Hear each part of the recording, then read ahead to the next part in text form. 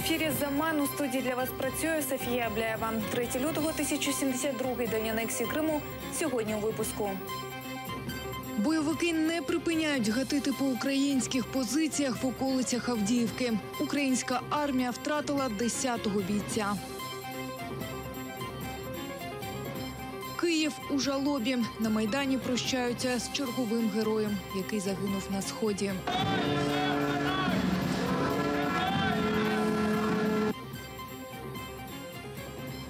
США не зніме санкції з Росії, доки вона не деокупує Крим. Крим – це частина України. Наші санкції пов'язані з Кримом. 10 бійців Збройних сил України загинули, 66 було поранено. Такі результати бійні за Авдіївку, що тривають з тиждень. Бойовики здійснили майже 40 довготривалих обстрілів українських позицій та випустили зо 6 тисяч снарядів. Про те, як минула остання ніч, розповість Роман Спірідонов. Спочатку залп, потім гул. Пошло.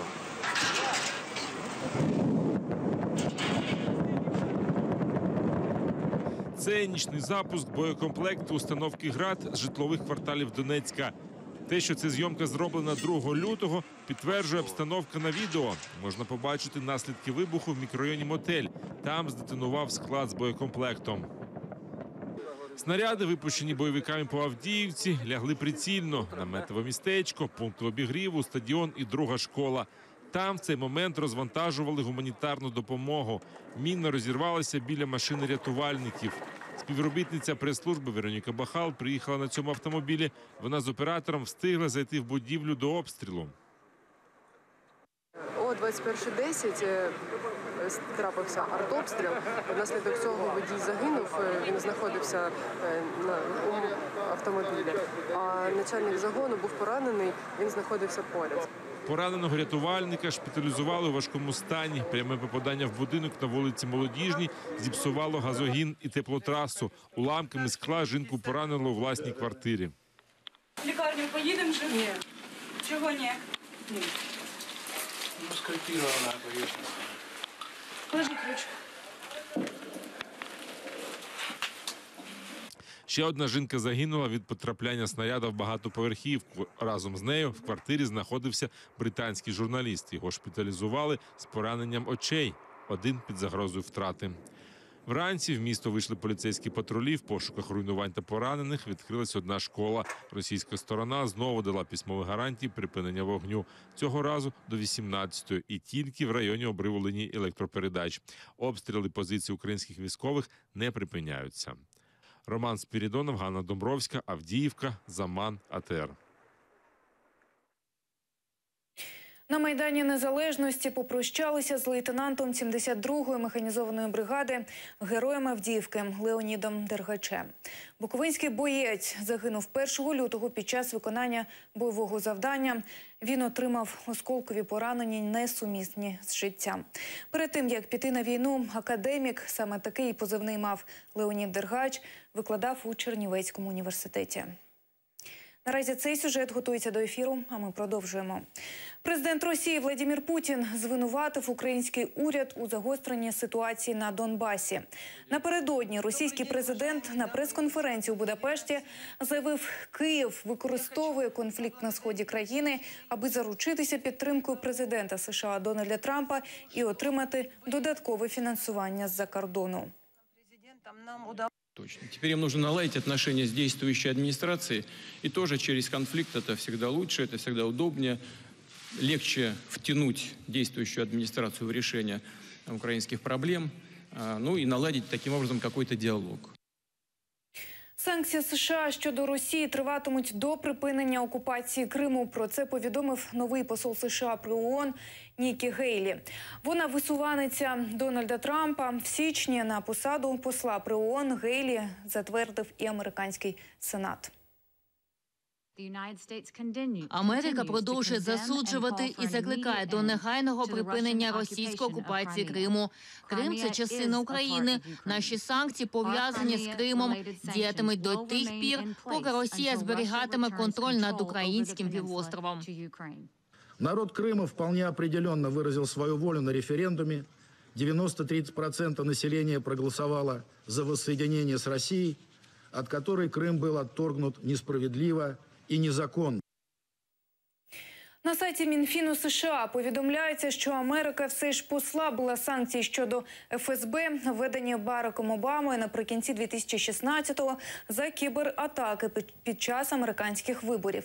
При цьому, як і раніше, заборонені експорт, реекспорт та поставка будь-яких товарів, технічних засобів або засобів забезпечення до окупованого Криму.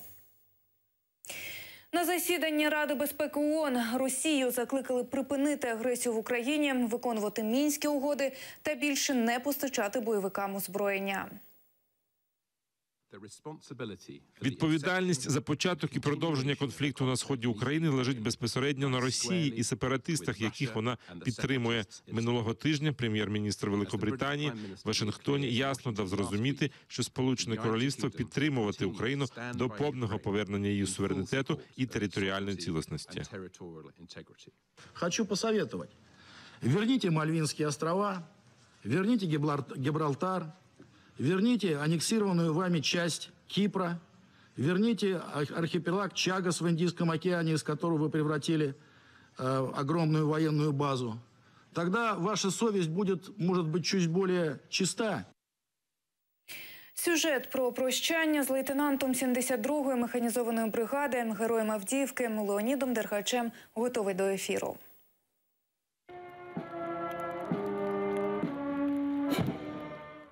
Капелани, військові, волонтери і прості люди на колінах зустрічають героя. Бійцю Леониду Дергачу було 38.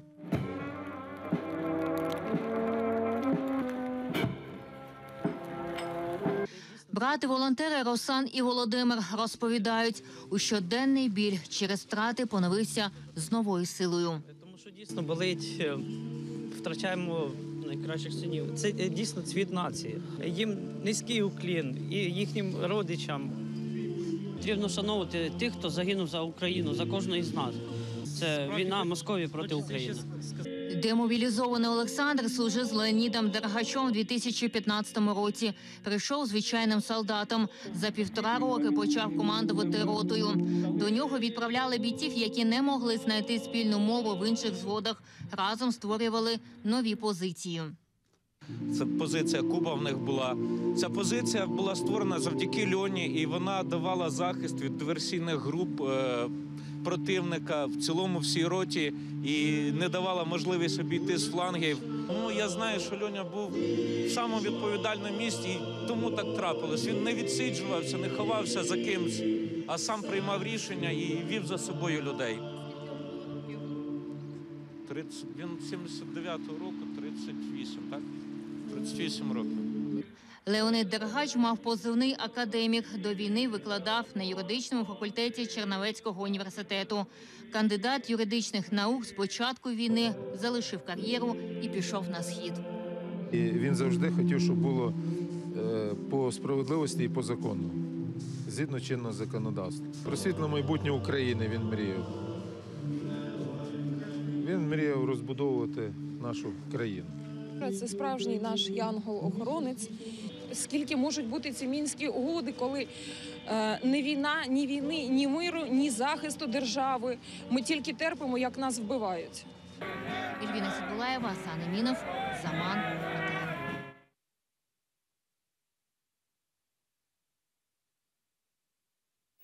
Кримсько-татарські активісти обговорили умови утримання політв'язнів мусульман за ґратами. В окупованому Сімферополі відбулося засідання громадського об'єднання «Кримська солідарність». Її учасники – юристи, правозахисники, родичі в'язнів. Адвокат Едем Семідляєв зазначив, що арешт кримського захисника Еміля Курбедінова турбує усіх російських адвокатів. Согласно койко-месту должны содержаться люди. То есть, если это 4, значит это 4, а не 20. Условия содержания, да, в камере не соответствуют вообще, да, санитарно-гигиеническим нормам. Ребят также лишают питания. Утром они не успевают завтракать, обед они находятся в суде. На каждом заседании мы ходатайствуем о том, чтобы их обеспечили питанием, либо вывозили в СИЗО. Однако суд ссылается то, что это не его компетенция. Через людей, так скажем, да, которые были на суде, они сказали, что он в Ростове. Я написала заявление на свидание, пока ответа нету. Мне никто не отвечает, не звонит, известий нет. И я не знаю, вообще ли он там. Очень много адвокатов звонят, связываются, потому что все понимают, что сегодня взяли адвоката в Крыму, завтра это будет в Петербурге, послезавтра это будет в Москве. Третю ніч поспіль румунські активісти виходять на антиурядові страйки. Тисячі людей у Бухаресті та інших містах країни протестують проти ослаблення законів щодо боротьби з корупцією. Це наймасштабніші протести після падіння комунізму у 89-му. Попри це, уряд відмовився відкликати указ про декриміналізацію корупційних злочинів з боку чиновників. Відтепер у Румунії кримінально не каратимуть можновладців, які завдали державі збитків менше 40 тисяч євро.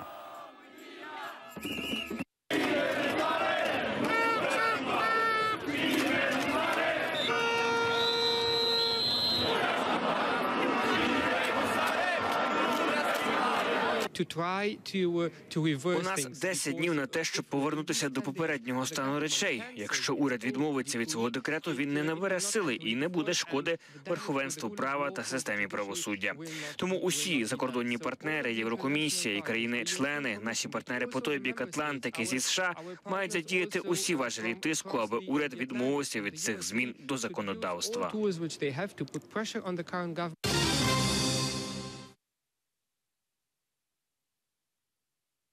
У пам'ять про Кузьму Скрябіна створили пісочний кліп. З нагоди другої річниці трагічної загибелі лідера українського гурту «Скрябін» Андрія Кузьменко, кримська мисткиня Ксенія Симонова створила твір «Добряк». 2 лютого 2015 року на Дніпропетровщині унаслідок ДТП український співак і телеведучий загинув. Він хотів, щоб це зупинилось так і в нього.